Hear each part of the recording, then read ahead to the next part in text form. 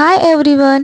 मस्त अशी सकाळची सुरुवात सध्या तरी ना माझी टेरेसवरती सकाळी सकाळी उठल्या उठल्या मी जात असते.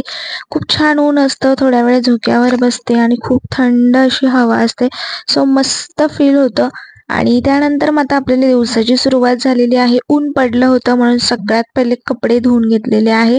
कपडे झाले आणि कपडे वाळत घालायच्या आधी ना मी झाडांना पाणी घालून घेते, कारण की काय होतं, कपडे घातल्यानंतर पाणी वगैरे पडतं. त्यामुळे म्हटलं आधी झाडांना पाणी घालूया आणि ना पाणी जरा चेक करून घालावं लागतंय, कारण की पाऊस पडतोय ना, त्यामुळे खूप जास्त सुकं होत नाहीये. मी तर बऱ्याच ठिकाणी माती बघितली, चेक केली, कारण की जास्त पाणी झालं तर त्या झाडांची मुळं आहेत ती खराब होतात.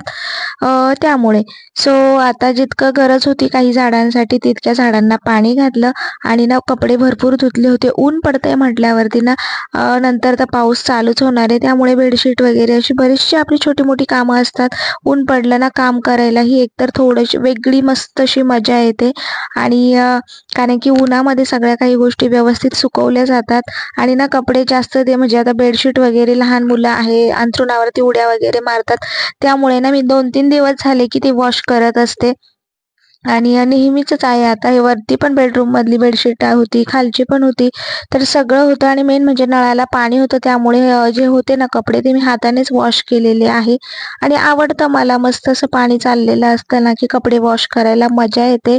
आणि ऊन होतं त्यामुळे ते लवकर सुकणार आहे. बाकीची कामं जरी आपली नंतर होणार असेल ना, तर कधी कधी असं होतं की सकाळी सकाळी मी कपडे लवकर धुवून घेते, कारण की सकाळी आमच्याकडे 6 वाजता पाणी आलेलं असतं आणि मी नॉर्मली 7ला उठते आणि 6:30ला 7ला वगैरे उठत असते. आणि पाणी वगैरे भरून झालं, अंघोळ झाली की 7-7:30 नंतर ना कधी कधी बारीक याच्यावरती ना पाणी चालू असतं आणि तेवढ्या याच्यामध्ये मग कपडे वगैरे माझे होऊन जातात.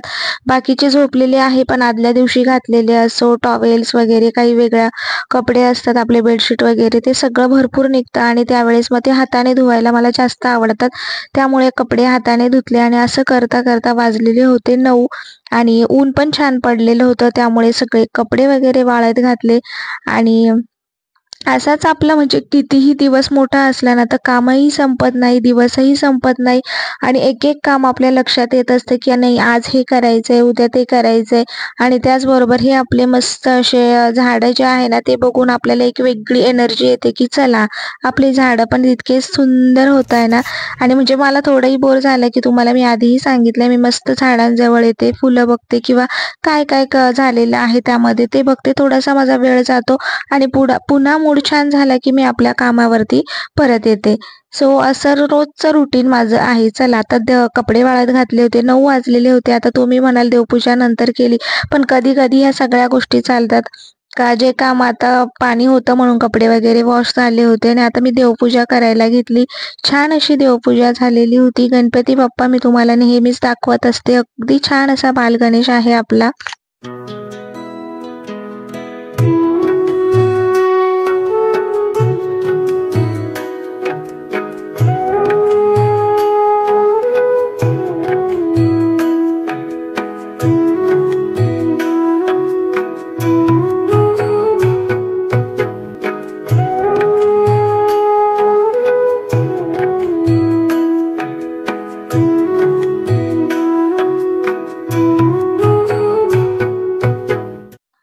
आता 4-5 दिवसापासून ऊन कमी होतं, त्यामुळे भाज्याही छान आल्या होत्या. आणि पावसात भाज्या आणल्या की त्या इतक्या खराब निघतात ना, निवडायचाही तितकाच कंटाळा येतो. भाज्या निवडायला बसलेत सकाळी सकाळी. छान ऊन होतं आणि आता पुन्हा ऊन पण करायचं आहे आणि भाज्या पण निवडायच्या आहे. शिवांशी आंघोळ झाली आणि बाकीचे 2 मेंबर आमचे खेळताय क्रिकेट. सो म्हटलं चला केस ना जरा इग्नोर करायचं, तर माझे केस करली आणि अडकली चप्पल अडकली, तोडून टाकशील बाबा. चला तर बघा माझंच काम चाललं होतं भाजी निवडायचं वगैरे, आणि मिस्टरांचं अचानक गावात यायचं ठरलं.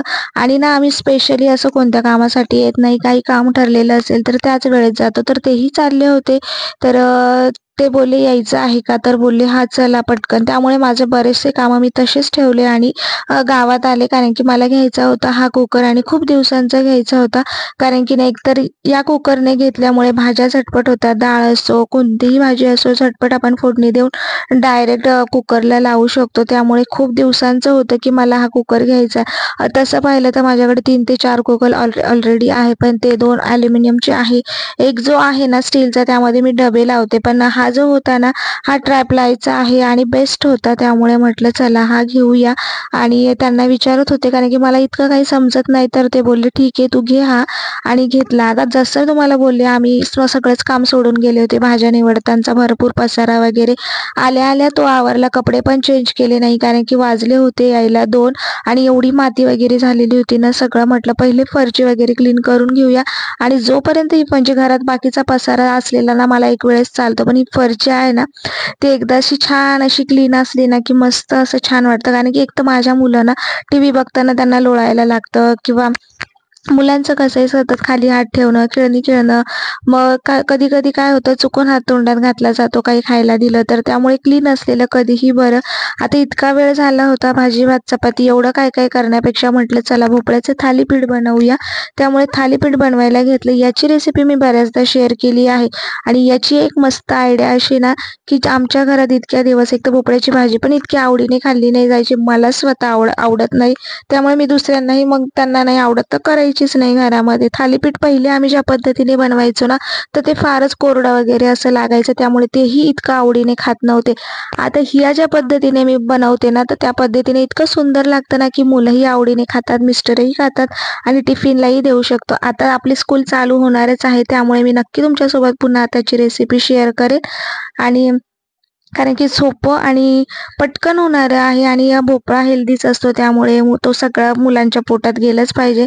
आणि माझी तर अशी पद्धत आहे ना, ज्या भाज्या मुलं खात नाही ना त्या सगळ्या मी त्यांना पराठ्यातून देते. एकतर त्यांना ते कळत नाही आपण काय खातोय, पण त्याची टेस्ट एवढी सुंदर लागते ना की ते पुन्हा म्हणतील. म्हणजे मुळ्याचा असो, कोबीचा असो, हे सगळं मी त्यांना बनवून देत असते, आणि मग ते आवडीने खातात. आणि मुलं जरी लहान आहे तरी त्यांच्यासाठी काय चांगलं आणि काय वाईट आपल्याला माहिती असतं, आणि त्या गोष्टी त्यांना गेल्याच पाहिजे. त्यामुळे ना माझा बराच असा रिसर्च चालू असतो की कोणत्या गोष्टीतून त्यांना काय मिळेल, किंवा हे कधी द्यायचं, हे कशा पद्धतीने आपण त्यांना देऊ शकतो. आणि त्यामुळे मग हे असे उद्योग मी करते. आवडला? तू सॉस नाही घेतला का? पटकन फिनिश कर. फॅन लावू का?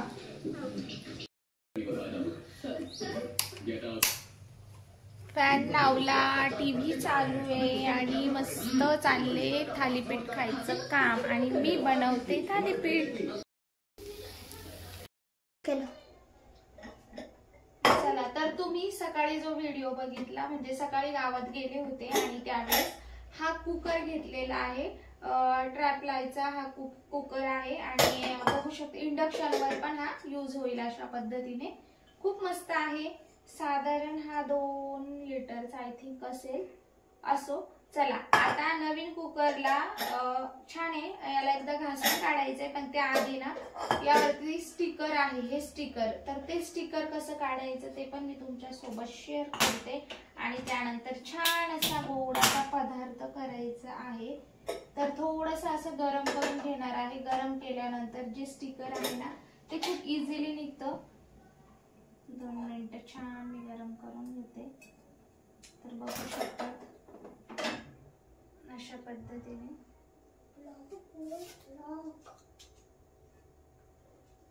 कुठेही काहीही राहिलेलं नाही.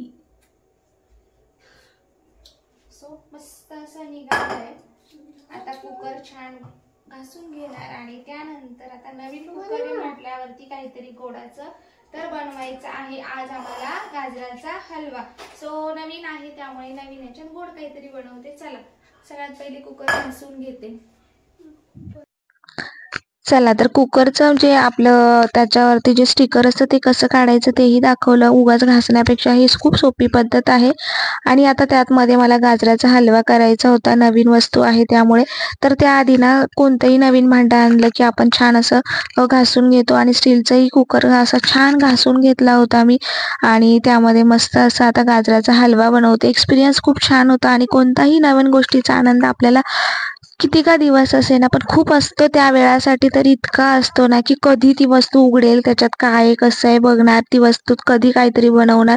आणि जोपर्यंत ती जुनी होत नाही तोपर्यंत आपल्याला तिचं अगदी वेड लागलेलं असतं. म्हणजे माझ्याही बाबतीत तसंच आहे. एखादी साडी असो, एखादी भांडं असो, एखादी ज्वेलरी असो, म्हणजे आपण जी वस्तू घेतली ना ती यूज करत नाही तोपर्यंत तितकं त्या गोष्टीबद्दल आपल्याला हे असतं ना.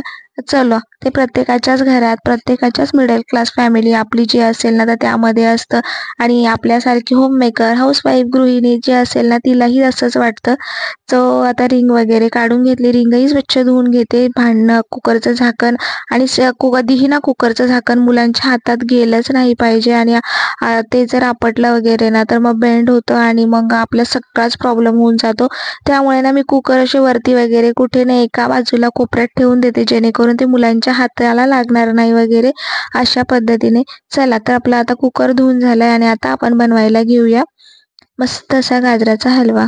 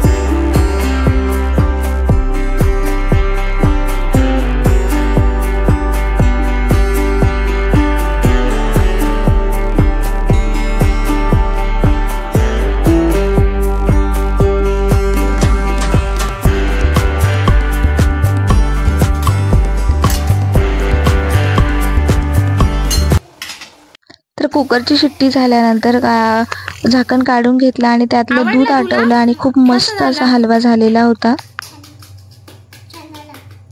छान असं छान असतं कसं असं असं कर छान छान